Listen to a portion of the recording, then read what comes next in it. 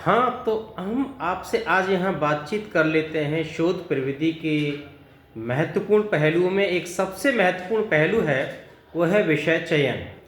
विषय चयन करते समय कुछ बातों का ध्यान रखना बहुत ज़रूरी है, जिससे आपका शोध कार्य आसानी से संपन्न हो सके और वह समाज उपयोगी बन सके। सबसे पहली जो 3 बातें हैं वो ये हैं कि जब शोध विषय का चयन हो तो सबसे पहले उसमें शोधार्थी की रुचि मायने रखती है कि उसकी रुचि उसमें होनी चाहिए। दूसरी बात यह है कि वह जो दृष्टि का इस्तेमाल कर रहा है शोध विषय चयन करते समय, वो जो दृष्टि है वो मौलिक दृष्टि होनी चाहिए। और तीसरी महत्वपूर्ण बात है कि वह दृष्टि अन्य विषयों से, अन्य लोगों से अलग होनी चाहिए।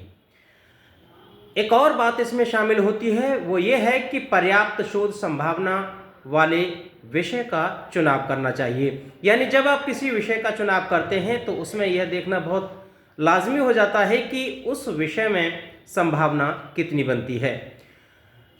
चौथी बात यह है कि शोधार्थी को विषय चयन की स्वतंत्रता होनी चाहिए। ऐसा नहीं होना चाहिए कि किसी के कहने से आप शोध विषय का चुनाव करें या किसी के सुझाव देने से आप शोध विषय का चुनाव करें, क्योंकि इसमें आपको बहुत सारी दिक्कतें आ सकती हैं। विषय की व्यापकता और क्षेत्र सीमित या असीमित, इन बातों का भी आपको बराबर ध्यान रखना पड़ेगा।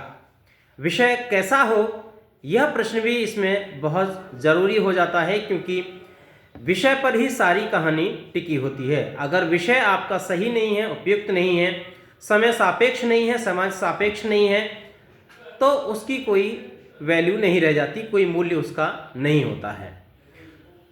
पाश्चात्य विद्वान हैं एक टायरस हिलवे, वे कहते हैं कि सामाजिक उपयोगिता, यानी ऐसा विषय चुनिए जिसकी सामाजिक उपयोगिता हो। दूसरी बात वो कहते हैं कि नवीनता और मौलिकता। आप ध्यान रखिएगा बराबर कि नवीनता अलग चीज़ है और मौलिकता अलग चीज़ है। इसके विषय में हम पहले ही भाग में इस पर चर्चा कर चुके हैं। तीसरी बात है रोचकता, यानी अज्ञात तत्वों की जानकारी आपके विषय के लिए बहुत ही उपयोगी साबित होगी।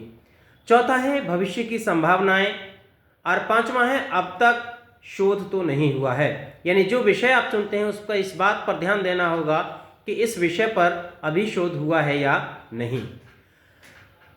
छठी है तर्कपूर्ण ढंग से सफल है या नहीं, यानी किसी भी कार्य को आप करिए तो तर्कपूर्ण ढंग से उसका आपके पास प्रमाण होना चाहिए और उसकी सफलता और असफलता के दोनों पहलुओं पर सोच विचार करके कार्य को संपन्न करना चाहिए।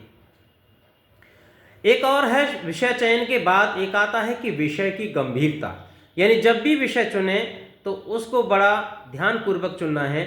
जैसे आप पाएंगे कि एक तहसील के आदिवासियों का या दलितों का या स्त्रियों का सामाजिक अध्ययन से अधिक महत्वपूर्ण होगा कि पूरे राज्य के आदिवासियों का अध्ययन, क्योंकि जब आप एक स्टेट या राज्य का अध्ययन करते हैं तो आप पाएंगे कि बहुत सारी विविधताएं, बहुत सारे नए पहलू आपको मिल सकते हैं।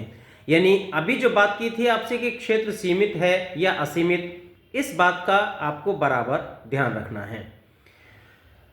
और एक और बात है इसमें कि सफलता की संभावना कितनी रहती है, यह बात भी आपको बराबर ध्यान रखनी है। पुराने विषयों पर भी नई दृष्टि से आप काम कर सकते हैं और नए विषयों पर भी पुरानी दृष्टि से काम किया जा सकता है। यानी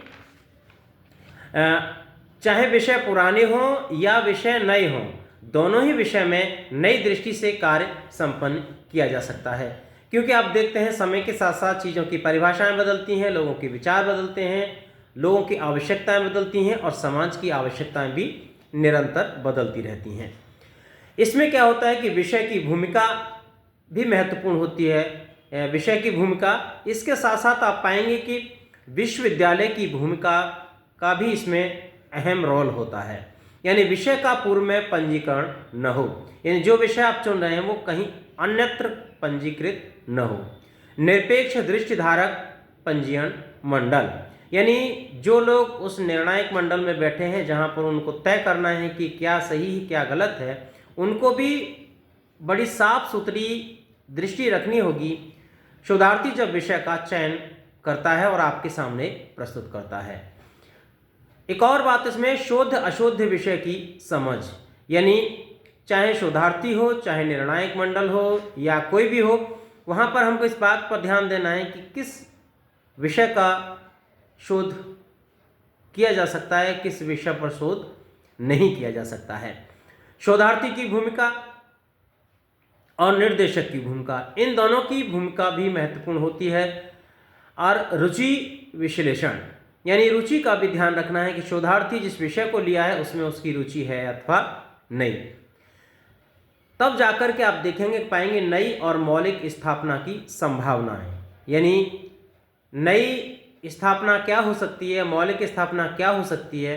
इन सारी चीज़ों से गुजरने के बाद आपको इस बात का पता चलेगा। एक सबसे अहम बात है कि चाहे शोधार्थी हो चाहे निर्देशक हो, दोनों को ही पूर्वाग्रह से मुक्त होना चाहिए। जब आप पूर्वाग्रह से मुक्त नहीं होंगे तो किसी भी बेहतर शोध को अंजाम नहीं दे सकते हैं। वैसे अगर देखा जाए तो सामाजिक जीवन में, राजनीतिक जीवन में या आर्थिक जीवन में, कहीं भी आप जाएंगे, सांस्कृतिक जीवन में, जो लोग सच में पूर्वाग्रह से मुक्त होते हैं वही एक बेहतर समाज का निर्माण कर पाते हैं। ठीक है, आज के लिए बस इतना ही। मिलते रहिए, फिर आपसे चर्चा होगी एक नए विषय के साथ। तब तक के लिए धन्यवाद। बने रहिए हमारे चैनल पर और बताइए कोई सुझाव आपके हों, उन पर भी हम लोग चर्चा कर सकते हैं। धन्यवाद।